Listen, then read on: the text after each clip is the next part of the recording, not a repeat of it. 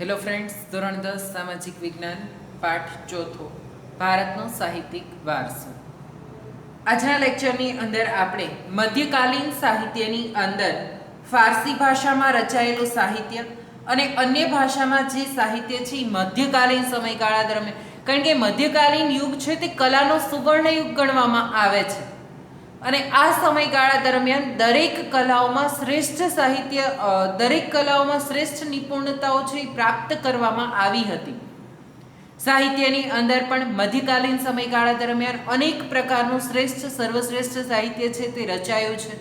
એટલે મધ્યકાલીન સાહિત્ય ઘણું લાંબુ છે, તેને આપણે જોઈએ તો પ્રસ્તાવનાથી જ આપણે છે રિવિઝન ટૂંકમાં છે એ કરીએ તો પહેલા લેક્ચરની અંદર આપણે છે તે સાહિત્યના બે ભાગ વૈદિક સાહિત્ય અને પ્રશિષ્ટ સાહિત્ય, જેમાં વૈદિક સાહિત્યની અંદર ઋગ્વેદ, સામવેદ, યજુર્વેદ અને અથર્વવેદ ચારેય વેદોનો પરિચય મેળવ્યો. ત્યારબાદ ઉપનિષદો, બ્રાહ્મણ ગ્રંથો, આરણ્યકો, વેદાંગ, ત્યારબાદ રામાયણ અને મહાભારત બંને મહાકાવ્યો છે તેના વિશેની ચર્ચા છે તે કરી.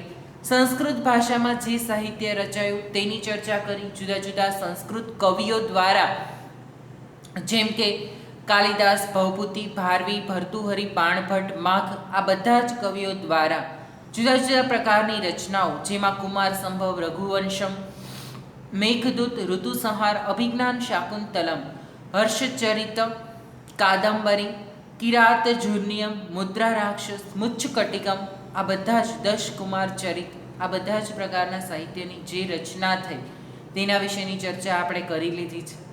ત્યારબાદ સંસ્કૃત સાહિત્યની વાત થઈ. બૌદ્ધ સાહિત્યમાં ત્રિપિટક, જેમાં સુક્ત પીટક, વિનય પીટક અને અભિધમ્મ પીટક ત્રણેય પીટકો છે તે રચાયેલા છે.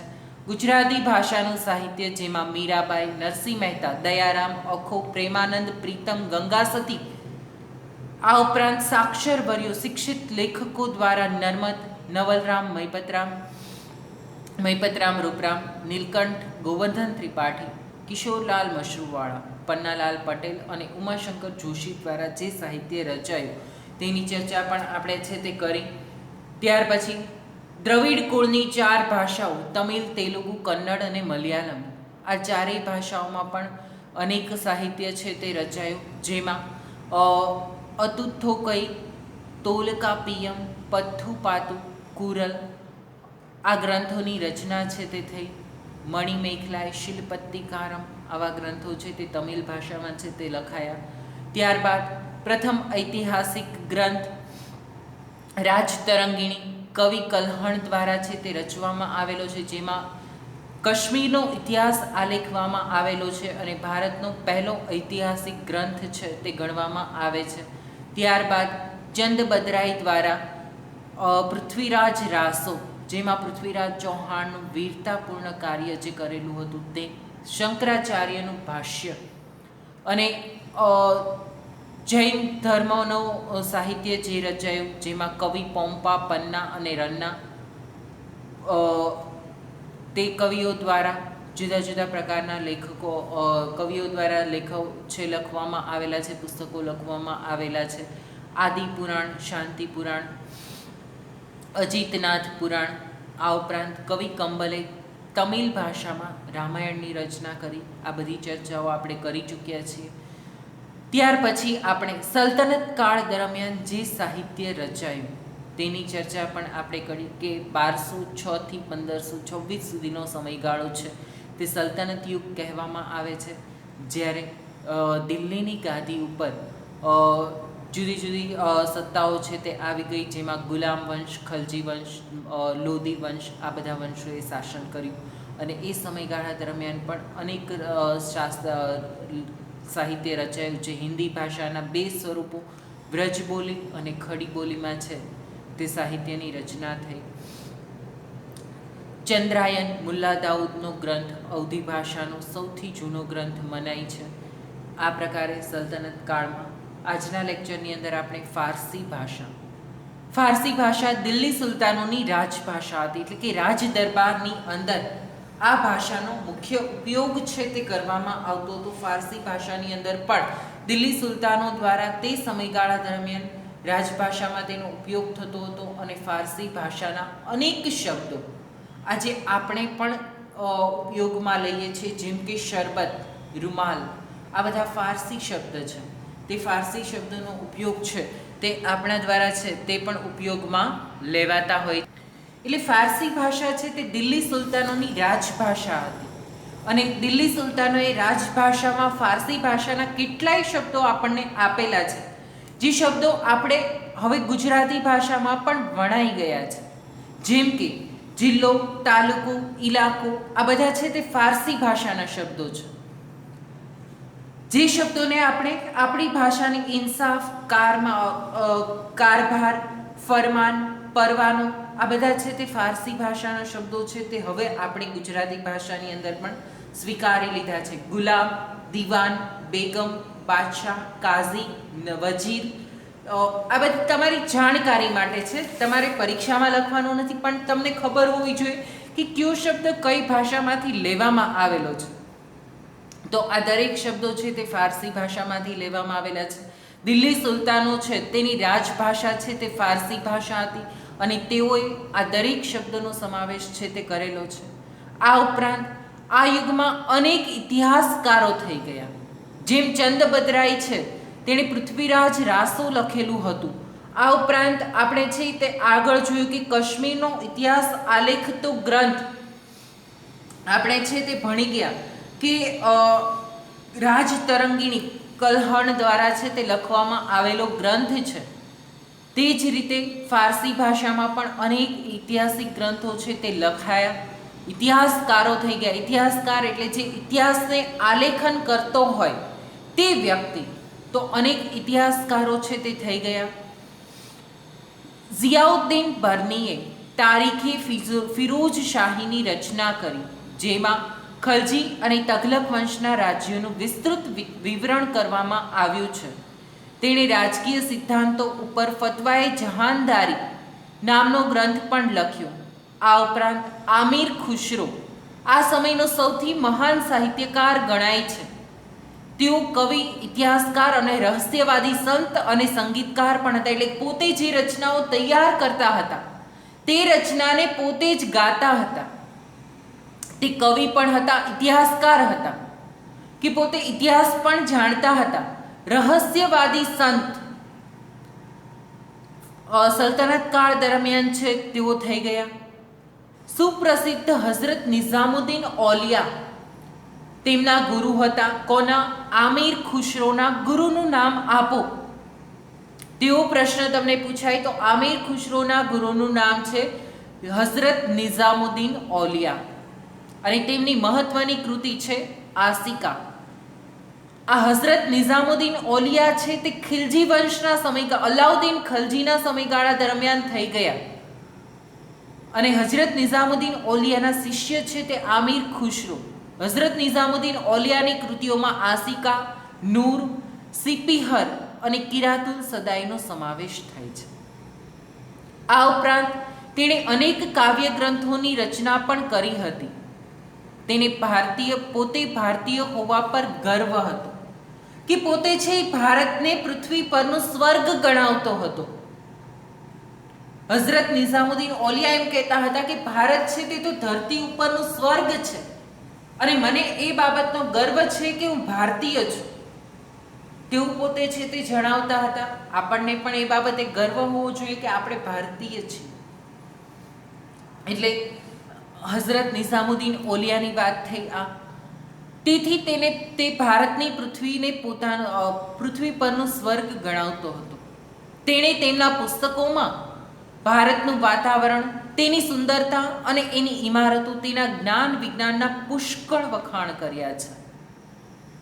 કે તેણે પોતે જે પુસ્તકો લખેલા હતા, આસિકા, નૂર, સિપિહર, કિરાતુલ સદાઈ, આ પુસ્તકોની અંદર પણ તેમણે કીધેલું છે કે ભારત છે તે પૃથ્વી પરનું સ્વર્ગ છે. ભારતની અંદર જ્ઞાન, વિજ્ઞાન, ટેકનોલોજી, તેની ઇમારતો બધું જ સર્વશ્રેષ્ઠ છે. અને તે દ્રઢપણે એવું માનતા હતા કે હિન્દુ ધર્મનું સારત્વ અનેક રીતે ઇસ્લામ ધર્મ સાથે મળતું આવે છે. કે હિન્દુ અને ઇસ્લામ ધર્મ એક સરખા જેવા છે. બંનેનો સાર એક જ સરખો છે. તે દિલ્હી આજુબાજુ બોલવામાં આવતી ભાષાને હિન્દવી કહેતા અને તેને પોતાની માતૃભાષા ગણાવે છે. કે દિલ્હીની આજુબાજુમાં જે ખડી બોલી બોલવામાં આવતી હતી તે હિન્દી ભાષા છે, તે ભાષાને તેઓ હિન્દવી કહેતા હતા અને એમ કહેતા હતા કે તે મારી માતૃભાષા છે. આ ભાષામાં તેમણે અનેક કવિતાઓ રચી છે. તેમણે હિન્દી અને ફારસી ભાષાને ભેગી કરીને દ્વિભાષિક ચોપાઈઓ અને દુહાઓ પણ રચ્યા. તેમણે શરૂ કરેલ આ સ્વસ્થ પરંપરા તેમની સદીઓ સુધી ચાલુ રહી. કે તેમણે જે શરૂ કરેલી ફારસી ભાષાની બધી ભાષાઓ ભેગી કરીને દ્વિભાષી ચોપાઈ એટલે કે હિન્દી અને ફારસી ભાષાના શબ્દો ભેગા કરીને જે ચોપાઈઓ રચવામાં આવે છે, આજે પણ આ દરેક ચોપાઈઓ છે તેનો ઉપયોગ કરવામાં આવે છે. એટલે કે આ ચોપાઈઓ છે તે પછી પણ ચાલુ રહી અને આ પરંપરા આજે પણ ચાલુ છે. મિત્રો, એમસીક્યુમાં પણ તમને આ હઝરત નિઝામુદ્દીન ઓલિયા વિશે પૂછાઈ શકે અથવા તો 2 માર્ક કે 3 માર્કના પ્રશ્નમાં એવો પ્રશ્ન પૂછાય કે આમિર ખુશરોના ગુરુનો પરિચય આપો. તો તેમાં તમારે આમિર ખુશરો વિશે નથી લખવાનું. કોના વિશે લખવાનું છે? હઝરત નિઝામુદ્દીન ઓલિયા વિશે. પ્રશ્નની જવાબની શરૂઆત તમારે ત્યાંથી કરવાની છે, કારણ કે આખો પેરેગ્રાફ છે તે હઝરત નિઝામુદ્દીન ઓલિયા વિશે જ છે. તમારે લખવાનું છે કે હઝરત નિઝામુદ્દીન ઓલિયા આમિર ખુશરોના ગુરુ હતા. બીજો મુદ્દો લખવાનો છે કે તેમની મહત્વની કૃતિઓમાં આસિકા, નૂર, સિપિહર અને કિરાતુલ સદાઈનો સમાવેશ થાય છે. આ ઉપરાંત તેણે અનેક કાવ્ય ગ્રંથોની રચના કરી અને તેણે પોતાને ભારતીય હોવા પર ગર્વ હતો. તેથી તે ભારતને પૃથ્વી પરનું સ્વર્ગ ગણાવતો હતો. પછીના મુદ્દામાં લખવાનું છે તમારે કે તેણે પોતાના પુસ્તકોમાં ભારતનું વાતાવરણ, તેની સુંદરતા અને ઇમારતો અને તેના જ્ઞાન વિજ્ઞાનના પુષ્કળ વખાણ કર્યા છે. પછીના મુદ્દામાં લખવાનું છે કે તેઓ દ્રઢપણે માનતા હતા કે હિન્દુ ધર્મનું સારત્વ ઇસ્લામ ધર્મ સાથે મળતું આવે છે. તે દિલ્હી પછીના મુદ્દામાં લખવાનું છે તે દિલ્હી આજુબાજુમાં બોલવામાં આવતી ભાષાને હિન્દવી કહેતા અને તેને પોતાની માતૃભાષા ગણાવે છે. આ ભાષામાં તેણે અનેક કવિતાઓ રચી છે. તેણે હિન્દી અને ફારસી ભાષાને ભેગી કરીને દ્વિભાષી ચોપાઈઓ અને દુહાઓ પણ રચ્યા છે. તેણે શરૂ કરેલ આ સ્વસ્થ પરંપરા તેમના પછી સદીઓ સુધી ચાલુ રહી. ત્યાં સુધીનો જવાબ છે એ તમારે લખવાનો થશે. એવો પ્રશ્ન પણ એમસીક્યુમાં પૂછાઈ શકે કે હિન્દુ અને ઇસ્લામ ધર્મનું સારત્વ મળતું આવે છે, આવું કોના દ્વારા કહેવામાં આવેલું છે? બરાબર છે. ઓપ્શનમાં 2 જવાબ હશે તમારે, આમિર ખુશરો અને હઝરત નિઝામુદ્દીન ઓલિયા. બરાબર છે. તો ખાસ મિસ્ટેક ન થાય, આમિર ખુશરો નહીં, હઝરત નિઝામુદ્દીન ઓલિયા તેનો જવાબ આવશે. ત્યાર પછી શરૂ કરીએ આપણે પાછો પાઠ. તો પ્રાદેશિક ભાષાઓ અને તેના સાહિત્યને પ્રાદેશિક શાસકોએ વેગ આપ્યો. એટલે જે તે પ્રદેશમાં જે ભાષા બોલવામાં આવતી હતી, કે દાખલા તરીકે અહીંયા આપણે ગુજરાતી ભાષા બોલવામાં આવે તો ગુજરાતના જે કોઈ રાજા રજવાડાઓ હતા તે લોકો દ્વારા ગુજરાતી ભાષાને પ્રોત્સાહન આપવામાં આવે, કે ગુજરાતી ભાષામાં જે લોકો સાહિત્યની રચના કરે તે લોકોનું સન્માન કરવામાં આવે, તે લોકોને આર્થિક સહાય કરવામાં આવે, તે લોકોને રાજદરબારની અંદર સ્થાન આપવામાં આવે. આ પ્રકારના પ્રયાસો છે તે કરવામાં આવતા હોય છે. એટલે પ્રાદેશિક ભાષામાં તેના સાહિત્યને પ્રાદેશિક જે તે પ્રદેશના સાહિત્યકારોએ શું કર્યું, તેને વેગ આપ્યો કે ભાઈ આપણી ભાષામાં પણ સાહિત્ય છે તે રચાવવું જોઈએ. આ ઉપરાંત દાખલા તરીકે આપણે ઉદાહરણ તેનું શ્રેષ્ઠ લઈએ તો ગોંડલના રાજા ભગવતસિંહજી છે, તેમણે ભગવત ગોમંડલ નામના ગ્રંથની રચના કરાવી, જે ગુજરાતી ભાષાનો વ્યાકરણ ગ્રંથ છે. તો આ રીતે તેમણે છે તે આ બધા સાહિત્યની રચનાઓ કરાવી. ભક્તિ માર્ગના સંતોએ લોકોની ભાષામાં ઉપદેશ આપ્યો.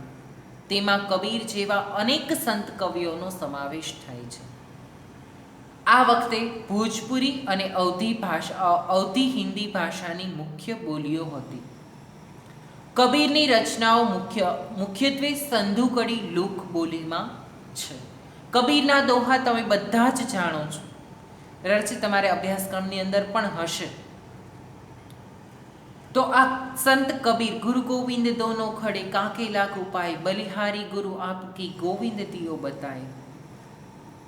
આ પ્રકારના અનેક દોહાઓ છે. ગાગરમાં સાગર જેવા અનેક દોહાઓ છે તેમના દ્વારા લખવામાં આવ્યો છે, જે લોક સાહિત્યનું અંગ બન્યા કે લોક સાહિત્ય તરીકે એક દોહાઓ છે તે પ્રચલિત થયા. આ સિવાય તેઓની દોહરાઓ લોક સાહિત્યનું અંગ બન્યા. મલિક મોહમ્મદ જાયસીએ અવધીમાં પદ્માવત નામનું મહાકાવ્ય લખ્યું. હિન્દી ભાષામાં તો આ કાવ્ય લખેલું જ હતું, પરંતુ મોહમ્મદ જાયસીએ અવધી ભાષામાં પદ્માવત નામનું મહાકાવ્ય છે તે તૈયાર કર્યું. આ ઉપરાંત તુલસીદાસનો પ્રસિદ્ધ ગ્રંથ રામચરિતમાનસ, મુખ્ય રામચરિતમાનસ છે તે વાલ્મીકી દ્વારા લખવામાં આવેલું છે, પરંતુ તુલસીદાસે પણ રામાયણ છે તે વાલ્મીકી દ્વારા લખવામાં આવેલું છે અને રામાયણ જેવી જ કથા છે એ જ કથાને તુલસીદાસે છે તે રામચરિતમાનસમાં ઉતારી અને તુલસીદાસે તે ગ્રંથ છે તે અવધી ભાષામાં લખ્યો. આ યુગમાં અવધી ભાષાના બીજા કવિઓ પણ થયા. આ ઉપરાંત મધ્યકાલીન યુગમાં હિન્દી ઉપરાંત બીજી ભાષામાં પણ સાહિત્ય રચાયું. બંગાળના સુલતાનોના આશ્રયે રહીને કુત્તિવાસે બંગાળમાં રામાયણ અને પ્રસિદ્ધ કવિ ચંડીદાસે સેંકડો ગીતો રચ્યા. હવે પછી આ સમયગાળો એવો હતો કે તે સમયગાળા દરમિયાન જે કોઈ ગ્રંથો હતા તેને પ્રાદેશિક ભાષામાં રૂપાંતરણ તેનું કરવામાં આવતું હતું. કારણ કે સંસ્કૃતમાં રામાયણ છે, બરાબર છે, તો સંસ્કૃત ભાષા છે તેના બધા શબ્દોના અર્થ આપણને ખબર નથી, તો તેને શું કરવામાં આવે, તો તેને ગુજરાતી ભાષામાં ટ્રાન્સલેટ કરવામાં આવે. તો જે તે રાજા રજવાડાઓ દ્વારા આ બધા ગ્રંથો છે તે પ્રાદેશિક ભાષાની અંદર ટ્રાન્સલેટ કરવામાં આવતા હતા, ભાષાંતર કરવામાં આવતું હતું. એટલે તેમણે છે તે આ પ્રકારે આ ગ્રંથો છે તેને કુત્તિવાસે છે તેમણે સંસ્કૃત ભાષામાંથી રામાયણને બંગાળી ભાષામાં ટ્રાન્સલેટ કર્યું. ચંડીદાસે સેંકડો ગીતો રચ્યા. બંગાળમાં સંત ચૈતન્યથી ભક્તિ ગીતો લખવાની શરૂઆત થઈ. ચૈતન્ય મહાપ્રભુ તેના દ્વારા ભક્તિ ગીતો છે તે લખવામાં આવ્યા. નરસિંહ મહેતાએ ગુજરાતીમાં અને નામદેવ અને એકનાથે મરાઠીમાં ભક્તિ ગીતો રચ્યા. નામદેવ અને એકનાથ છે તેમણે મરાઠીમાં, જેમ નરસિંહ મહેતાએ ગુજરાતીમાં વૈષ્ણવજનની રચના કરી તેવી જ રીતે અન્ય કવિતાઓ પણ નરસિંહ મહેતા દ્વારા રચવામાં આવેલી છે. તેવી જ રીતે નામદેવ અને એકનાથે આ જ ભક્તિ ગીતો છે. એટલે આ સમયગાળો છે તે ભક્તિયુગ પણ કહી શકાય, કારણ કે ભક્તિ ગીતો છે તે લખવામાં આવેલા હતા. નામદેવ અને એકનાથે બંગાળીમાં મરાઠીમાં છે તે ગીતો રચ્યા. જૌનો અલ્બિતિનના આશ્રય કાશ્મીરમાં મહાભારત અને રાજતરંગીણી જેવા અનેક સંસ્કૃત ગ્રંથોનો ફારસીમાં અનુવાદ થયો. મહાભારત છે તે રાજતરંગીણી પ્રથમ ઐતિહાસિક ગ્રંથ, તે બાબત આપણે અહીં યાદ રાખશું. કલ્હણ દ્વારા રચિત આ રાજતરંગીણી ગ્રંથ છે તે કાશ્મીરનો ઇતિહાસ આલેખતો પ્રથમ ઐતિહાસિક ગ્રંથ છે. અને અહીં શું થયું છે તો તેનો ફારસીમાં અનુવાદ કરવામાં આવ્યો છે. એટલે સંસ્કૃત ભાષાનો ગ્રંથ હતો તેને શું કરી નાખ્યું, ફારસીમાં અનુવાદ કર્યો. મહાભારતની રચના પણ ફારસીમાં તેમણે કરાવી. મુસ્લિમ શાસક હોવા છતાં તેમણે છે તે આ ગ્રંથો છે તે ફારસી ભાષામાં પોતાની ભાષામાં છે તેની રચના કરાવી. ત્યાર પછી વાત કરીએ વિજયનગરની, તો વિજયનગરના સમ્રાટોના શાસનકાળમાં સંસ્કૃતનો વિકાસ ચાલુ રહ્યો. વિજયનગરના સમ્રાટો રાજાઓના શાસનકાળ દરમિયાન સંસ્કૃત ભાષામાં પાછું સાહિત્ય લખાવાનું શરૂ થયું. આમ છતાં આ યુગ તેલુગુ સાહિત્યના વિકાસનો મહત્વપૂર્ણ કાળ ગણાય છે, કારણ કે વિજયનગર છે તે દક્ષિણ ભારતમાં છે અને ત્યાં છે તે તમિલ, તેલુગુ, કન્નડ, મલયાલમ ભાષામાં સાહિત્ય રચાયું હતું. તે પણ ચાલુ રહ્યું અને સંસ્કૃત ભાષાનું સાહિત્ય પણ રચાયું. વિજયનગરનો મહાન સમ્રાટ કૃષ્ણદેવરાય તેલુગુ અને સંસ્કૃતના લેખક હતા. પોતે રાજા હોવા છતાં તેલુગુ અને સંસ્કૃત ભાષામાં લેખકો લખતા હતા. તેમણે આમુક્ત માલ્યદા ગ્રંથની રચના કરી. કૃષ્ણદેવરાય દ્વારા આ ગ્રંથ રચવામાં આવેલો છે. ત્યાર પછી છે મુઘલ સમ્રાટ દરમિયાન, મુઘલ શાસન દરમિયાન વાસ્તુકલા અને અન્ય કલાઓની સાથે સાહિત્ય કલાનો પણ વિકાસ થયો હતો. મુઘલોના શાસનકાળ દરમિયાન અનેક ઇમારતો ભારતમાં બંધાયેલી છે. સાથે સાથે જ સાહિત્ય પણ રચાયેલું હતું, જેમાં પ્રથમ મુઘલ બાબરે તુર્કી ભાષામાં તુઝુકે બાબરી નામની આત્મકથા લખી. આ બાબર તુઝુકે બાબરી એટલે કે પોતાની જ કથા છે તેણે લખી. પોતાના જીવન દરમિયાન પોતે જે કાંઈ અનુભવ્યું તેણે તુઝુકે બાબરી તુર્કી ભાષામાં લખ્યું. તેની મધર ટંગ તુઝુકે બાબરી છે. તેણે આત્મકથા લખવાની શરૂઆત કરી. ત્યાર પછી આ જ તુઝુકે બાબરી છે તેનું બાબરનામા ફારસીમાં અનુવાદ કરવામાં આવ્યો, ભાષાંતર છે તે કરવામાં આવ્યું. ત્યાર પછી હુમાયુની બહેન ગુલબદન બેગમે હુમાયુનામા પોતાના ભાઈ પર આત્મકથા લખી. પોતાના ભાઈની એની બહેન હતી ગુલબદન બેગમ, જે હુમાયુની બહેન છે, અને હુમાયુનામા એટલે હુમાયુ ઉપર તેણે આત્મકથા લખી. હુમાયુનામા જહાંગીરે તુઝુકે જહાંગીરી નામની પોતાની આત્મકથા લખી. બાબરની જેમ જ તુઝુકે બાબરીની જેમ તેણે પોતાની આત્મકથા લખી, તુઝુકે જહાંગીરી. ઔરંગઝેબ પણ સિદ્ધહસ્ત લેખક હતો, પોતે પણ શ્રેષ્ઠ લેખક છે, તે સારી રીતે પોતે પણ લખી શકતો હતો. છેલ્લો મુઘલ સમ્રાટ બહાદુર શાહ ઝફર એક ઉર્દુ કવિ હતો. ત્યાર પછી તુલસીદાસ મુઘલ શાસન દરમિયાન આ પ્રકારે છે સાહિત્યની રચના છે તે કરવામાં આવી હતી. સૌથી પહેલા બાબરે તુઝુકે બાબરી, ત્યાર પછી તે જ પુસ્તકનું અનુવાદન છે તે બાબરનામામાં કરવામાં આવ્યું. ફારસી ભાષામાં તેનું અનુવાદ થયું. ગુલબદન બેગમે હુમાયુનામા, હુમાયુની બહેન હતી તેના ભાઈ ઉપર. ત્યારબાદ જહાંગીરે તુઝુકે જહાંગીરી પોતાની આત્મકથા લખી. ઔરંગઝેબ પણ એક સિદ્ધહસ્ત લેખક હતો. આ ઉપરાંત મુઘલનો છેલ્લો સમ્રાટ બહાદુર શાહ ઝફર ઉર્દુ ભાષામાં કવિતાઓ છે તેની રચના કરતા હતા, એટલે તેણે તે કવિતાઓ રચી. ત્યારબાદ તુલસીદાસ અને સુરદાસ. સુરદાસ છે તે અંધ કવિ હતા. તુલસીદાસ અને સુરદાસે આ યુગમાં હિન્દી ભાષાના મહાન સાહિત્યકારો થઈ ગયા. આ ઉપરાંત કવિ કેશવદાસે પ્રેમ અને વિરહના વિષય પર સાહિત્ય રચ્યું, અને રહીમના દોહરાઓ પણ ઘણા ભાગોમાં આજે પણ પ્રસિદ્ધ છે. આ સમયે ફારસી ભાષાના અનેક નોંધપાત્ર પુસ્તકો લખાયા, જેમાં અબુલ ફઝલે આઈને અકબરી અને અકબરનામા લખ્યું. આઈને અકબરીમાં ભારતીય રીત રિવાજો, શિષ્ટાચારો, ધર્મ અને આર્થિક સ્થિતિ અને જીવનના લગભગ તમામ પાસાઓનું વિસ્તૃત વર્ણન કરવામાં આવ્યું છે. આઈને અકબરી ગ્રંથનો પરિચય આપો તેવો પ્રશ્ન પૂછાય તો તેના જવાબમાં તમારે લખવાનું છે કે આ ગ્રંથ અબુલ ફઝલ દ્વારા લખવામાં આવેલો છે. આઈને અકબરી ગ્રંથની અંદર ભારતીય રીત રિવાજો, શિષ્ટાચારો, ધર્મદર્શન, આર્થિક સ્થિતિ અને જીવનના લગભગ તમામ પાસાઓનું વિસ્તૃત વર્ણન કરવામાં આવેલું છે. જીવનની દરેક બાબતો છે તે આ ગ્રંથની અંદર લખવામાં આવી છે. એક ઐતિહાસિક કૃતિ તરીકે આ ગ્રંથ ઘણો જ મૂલ્યવાન છે. અબુલ ફઝલનો ભાઈ ફૈઝી ફારસી ભાષાનો એક મહાન કવિ હતો. તેણે અનેક સંસ્કૃત ગ્રંથોના ફારસીમાં અનુવાદ કર્યા. અકબરે તો મહાભારત, રામાયણ, અથર્વવેદ, ભગવદ્ ગીતા અને પંચતંત્ર જેવા ગ્રંથોના અનુવાદ કર્યા. અનુવાદ કરવા માટે એક અલગ ખાતાની સ્થાપના કરી હતી. પોતે અકબર છે તે ખૂબ જ ધર્મપ્રેમી હતો. દરેક ધર્મને તે ચોક્કસ મહત્ત્વ છે તે આપતો હતો.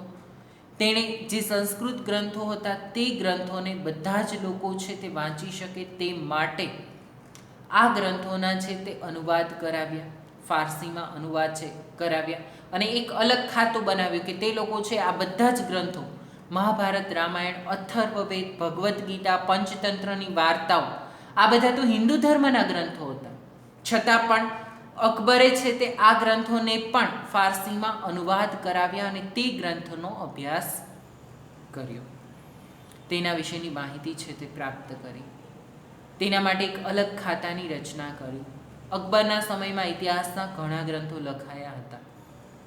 પોતે અકબર છે તે શિક્ષિત ન હતો, છતાં પણ તેણે આવા ખાતાની રચના કરીને પોતે છે તે આ સાહિત્યનું સર્જન કરાવ્યું હતું. ત્યાર પછી છે મધ્યયુગની સૌથી મહત્વની ઘટના ઉર્દુ ભાષાના જન્મની છે, કારણ કે મધ્યયુગ દરમિયાન ઉર્દુ ભાષા, નવી ભાષાનો જન્મ થયો. આ નવી ભાષા સાહિત્યની દ્રષ્ટિએ સૌથી સમૃદ્ધ એવી આધુનિક ભાષાઓની હરોળમાં આવી ગઈ. આ ભાષામાં વર્લી, મીરદર્દ, મીરતકી, મીર નાઝિર, અકબરાબાદી અને અસદુલ્લા ખાન ગાલિબ જેવા મહત્વના કવિઓ થયા, જેમણે આ અલગ અલગ ભાષાઓની અંદર સાહિત્યની રચનાઓ છે તે કરી. 18મી સદીમાં ઉર્દુ ભાષામાં ગદ્યનો પણ વિકાસ થયો. આ જે ગ્રંથો લખાયેલા હતા તે પદ્ય હતા, એટલે કે કવિતાના સ્વરૂપમાં હતા, પરંતુ 18મી સદીમાં ઉર્દુ ભાષાની અંદર ગદ્ય પણ એટલે કે પાઠો પણ લખવામાં આવ્યા. સંસ્કૃતના મોટા ભાગના ઐતિહાસિક ગ્રંથોનું ઉર્દુમાં ભાષાંતર થવા લાગ્યું. આ ઉપરાંત ઉર્દુમાં અનેક મૌલિક ગદ્ય ગ્રંથો પણ તૈયાર થયા, જેમાં મોહમ્મદ હુસૈન આઝાદનો દરબારે અકબરી મહત્વનો ગ્રંથ છે, કે મોહમ્મદ હુસૈન આઝાદ દ્વારા દરબારે અકબરી ગ્રંથ જે લખવામાં આવેલો છે તે સૌથી શ્રેષ્ઠ ગ્રંથ ગણવામાં આવે છે. આ સાથે જ પ્રાચીન યુગ અને મધ્યકાલીન સાહિત્ય છે તે અહીં પૂર્ણ થાય છે, એટલે કે તમારા અભ્યાસક્રમનું સાહિત્ય તો ક્યારેય પૂરું ન થઈ શકે, કારણ કે અનેક સાહિત્ય છે તે લખાયેલું છે, પરંતુ અહીં તમારા અભ્યાસક્રમનું સાહિત્ય છે તે આટલું તમારે ભણવાનું હતું તે અહીં પૂર્ણ થાય છે. હવે પછીના લેક્ચરની અંદર આપણે પ્રાચીન ભારતની જે મહત્વની 4 વિદ્યાપીઠો, નાલંદા, તક્ષશિલા, વારાણસી અને વલ્લભી, આ 4 વિદ્યાપીઠો કે જ્યાં પ્રાચીન સમયમાં શિક્ષણ મેળવવા માટે લોકો આતુર હતા, કે આ વિદ્યાપીઠોમાંથી શિક્ષણ મેળવે. ત્યારે કેમ આપણે અમેરિકાની ઓક્સફોર્ડ યુનિવર્સિટીમાં ત્યાં જઈને શિક્ષણ મેળવવા માટે આતુર હોય છે લોકો, તે જ પ્રકારે આ વિદ્યાપીઠોનું શિક્ષણ પણ સર્વશ્રેષ્ઠ શિક્ષણ છે તે ગણવામાં આવતું હતું, અને તે વિદ્યાપીઠોના પરિચય છે તે આપણે મેળવશું. ત્યાં સુધી રાખીએ છીએ. આજના લેક્ચરનું તમારું હોમવર્ક છે તેમાં મધ્યકાલીન સાહિત્ય આપણે ફારસી ભાષાથી આજે ભણવાનું શરૂ કર્યું, જેમાં તમને મેં એક પ્રશ્ન છે તે સમજાવ્યો. તે પ્રશ્નનો જવાબ તમારે લખવાનો છે કે હઝરત નિઝામુદ્દીન ઔલિયાનો પરિચય આપો અને તેમની કૃતિઓ વિશેની માહિતી આપો. તો તમારે તેની કૃતિના નામ અને હઝરત નિઝામુદ્દીન ઔલિયા વિશેની માહિતી છે તે લખવાની છે. ત્યારબાદ મુઘલ શાસન દરમિયાન કયા કયા ગ્રંથો છે તે રચાયા તેના વિશેના પ્રશ્નોનો જવાબ છે તમારે લખવાનો છે. ફારસી ભાષામાં લખાયેલા સાહિત્ય વિશે માહિતી આપો, જેમાં અબુલ ફઝલે આઈને અકબરનામા લખ્યું, આ ઉપરાંત આઈને અકબરીમાં શું લખવામાં આવેલું છે તે બધી વિગતો છે એ તમારે લખવાની છે. એટલે આ 3 પ્રશ્નોનો જવાબ છે એ તમારે આજના લેક્ચરના હોમવર્કમાં લખવાના છે. ફારસી ભાષાના સાહિત્યની ચર્ચા છે એ આપણે એકવાર જોઈ લઈએ તો આ સમયે ફારસી ભાષામાં અનેક નોંધપાત્ર પુસ્તકો લખાયા હતા. એટલે કે તમારે એમ લખવાનું છે કે મધ્યકાલીન સમયગાળા દરમિયાન ફારસી ભાષામાં પણ અનેક નોંધપાત્ર પુસ્તકો લખાયા, જેમાં અબુલ ફઝલે આઈને અકબરી અને અકબરનામા નામનો ગ્રંથ લખ્યો. આઈને અકબરી ગ્રંથમાં ભારતીય રીત રિવાજો, શિષ્ટાચારો, ધર્મદર્શન, આર્થિક સ્થિતિ અને જીવનના લગભગ તમામ પાસાઓનું વિસ્તૃત વર્ણન કરવામાં આવ્યું છે. ત્યાર પછીનો મુદ્દો લખવાનો છે કે આ એક ઐતિહાસિક કૃતિ તરીકે ઘણો જ મહત્વનો અને મૂલ્યવાન ગ્રંથ છે. ત્યાર પછીનો મુદ્દો લખવાનો છે કે અબુલ ફઝલનો ભાઈ ફૈઝી ફારસી ભાષાનો એક મહાન કવિ હતો અને તેણે સંસ્કૃતના અનેક ગ્રંથોના અનુવાદ કર્યા છે. પછી લખવાનું છે કે અકબરે રામાયણ, મહાભારત, અથર્વવેદ, ભગવદ્ ગીતા અને પંચતંત્ર જેવા ગ્રંથોના અનુવાદ કરવા માટે, ફારસીમાં અનુવાદ કરવા માટે અલગ ખાતાની રચના કરી હતી.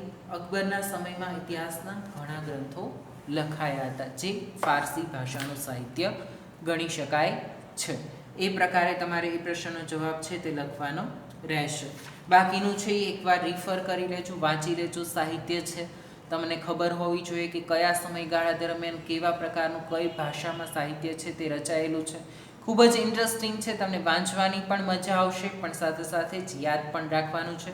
કારણ કે આપણે પરીક્ષાલક્ષી તૈયારી કરતા હોઈએ તો આપણને આ બધી બાબતની ખબર હોવી જોઈએ. ત્યાં સુધી રાખીએ છીએ. Thank you.